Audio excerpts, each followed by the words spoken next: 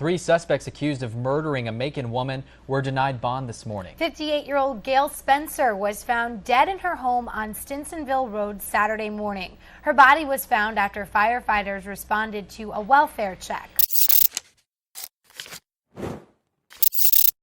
She trusted them with her life, but they came for her neck. In a small Georgia law office, a 58-year-old grandmother was lured into work by people she called friends.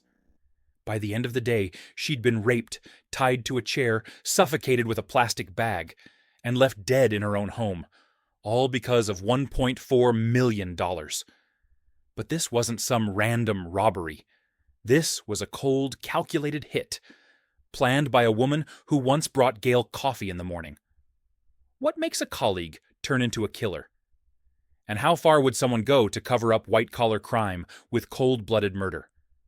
Macon, Georgia, a town where most front doors are still opened with trust. And on the morning of October 5th, 2012, 58-year-old Gail Spencer began her day like every other, with quiet confidence, not knowing it would be her last. Gail wasn't just another grandmother. She was the heartbeat of her street on Stinsonville Road. The type who remembered birthdays, made extra cookies just in case, and never missed a morning shift at Calder, Pinkston and Associates. For more than a decade, she managed the firm's real estate closings and wire transfers with precision, earning the trust of her boss and the quiet admiration of her coworkers. But that trust? Someone had been quietly twisting it. Her name was Tracy Jones, a fellow secretary with a friendly laugh and a plan worth $1.4 million. Gail had no idea that the woman she'd shared coffee and casual conversations with had been crafting something far more sinister behind her smile. That morning, Gail's house looked untouched. A glass of water sat on the kitchen counter. Her purse waited by the door. But as sunlight warmed the quiet street, a familiar car pulled into the driveway. Gail opened the door, expecting routine. Instead, she opened it to betrayal. Later that day, panic settled over the law firm. Gail, always early, always dependable, wasn't at her desk. No calls, no message. Her office phone kept ringing.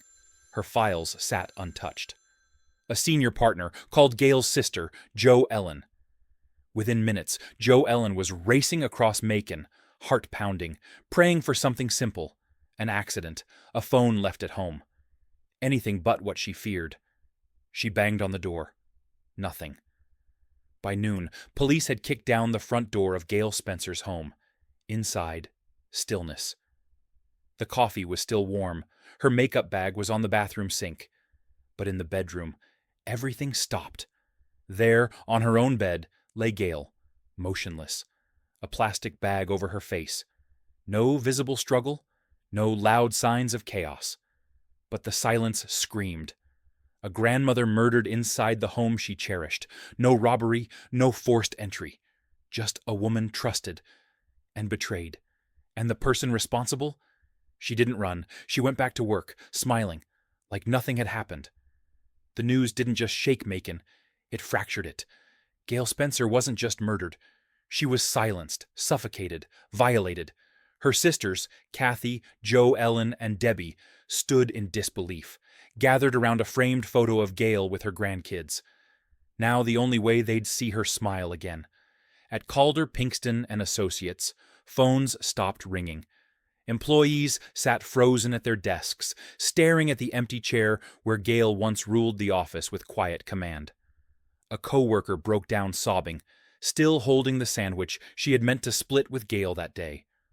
Online, the community flooded local boards. One called her the warmest woman in Macon. Another wrote, "She was like a second mother to half of us." But beneath the grief, a darker question churned. Who could have done this? And why? Investigators noticed something early.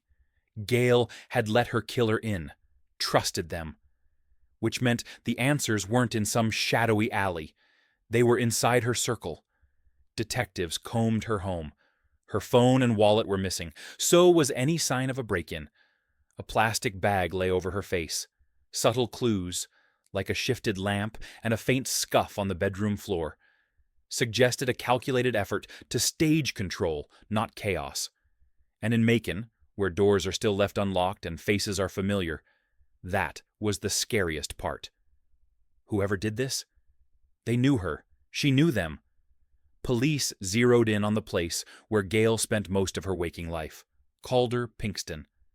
But what no one expected was that the killer might have sat just desks away. At first, it felt like a dead end. No strange vehicles spotted, no witnesses. Until one nervous co-worker came forward, hands trembling, voice low.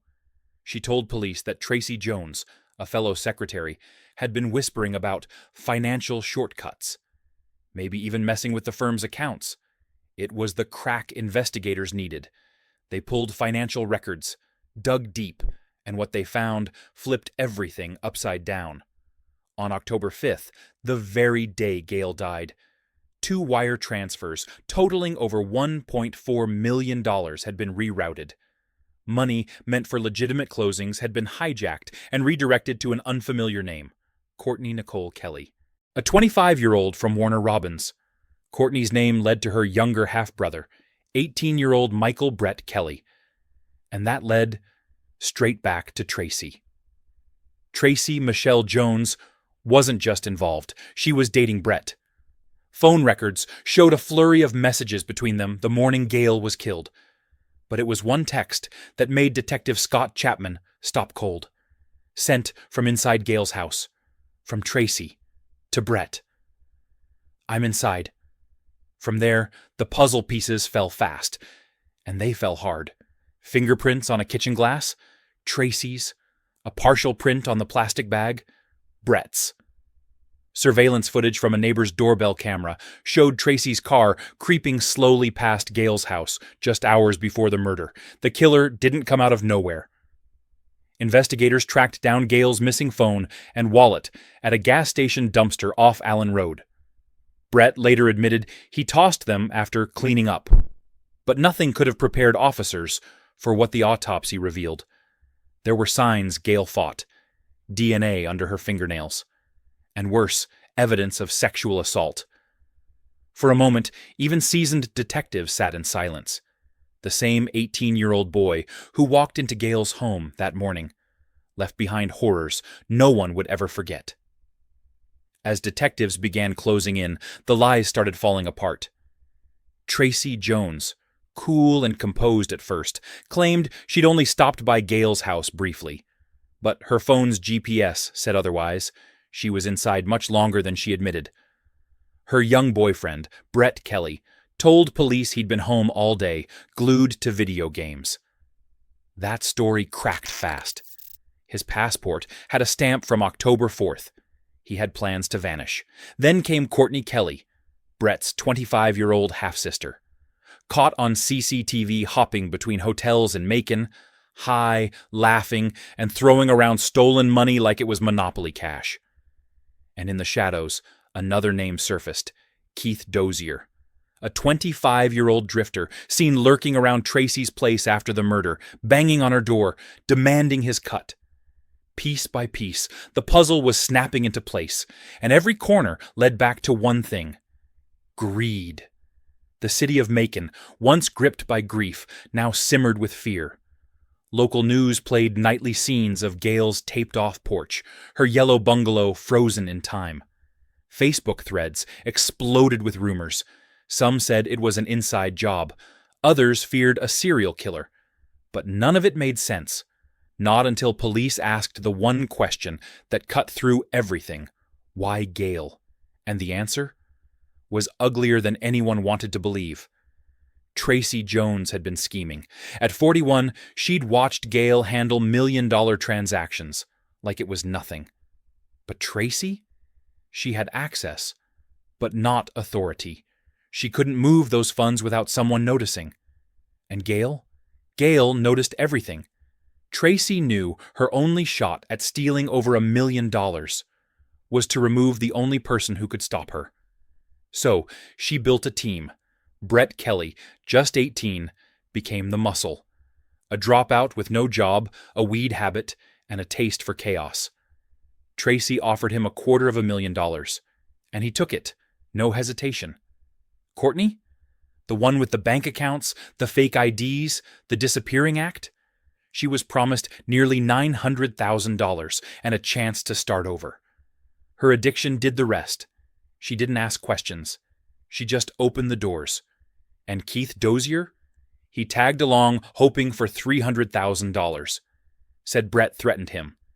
Said he didn't mean for it to go that far. But phone records showed him circling back again and again after the murder, angry that the payout was late. All of them driven by the same thing, a payday soaked in blood. The community couldn't believe it. A trusted co-worker, a teenager, a drugged-out half-sister, a random drifter.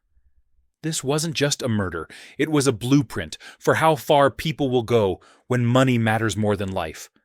But justice was closing in. Because behind the scenes, one of them was ready to talk, and what they were about to say would burn the entire operation to the ground. By mid-October 2012, Macon, Georgia, was no longer a quiet city in mourning. It was a city holding its breath. When police pulled Tracy in, her smile cracked. Her prints were on the glass at Gail's house. Her phone records showed she was there. And that one text, "I'm inside," sent from Gail's home, sealed it.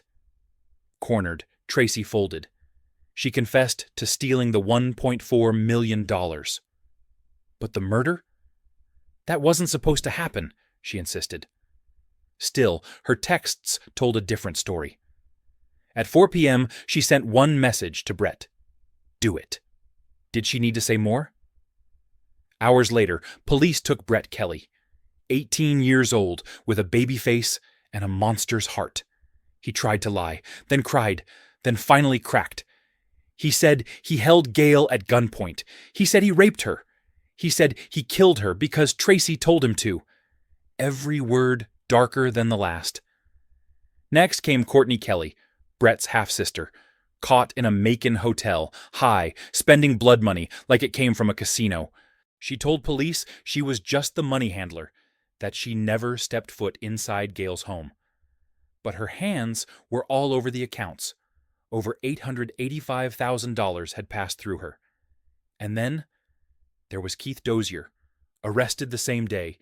He said he was just the lookout, that Brett threatened him. But his voice shook during questioning.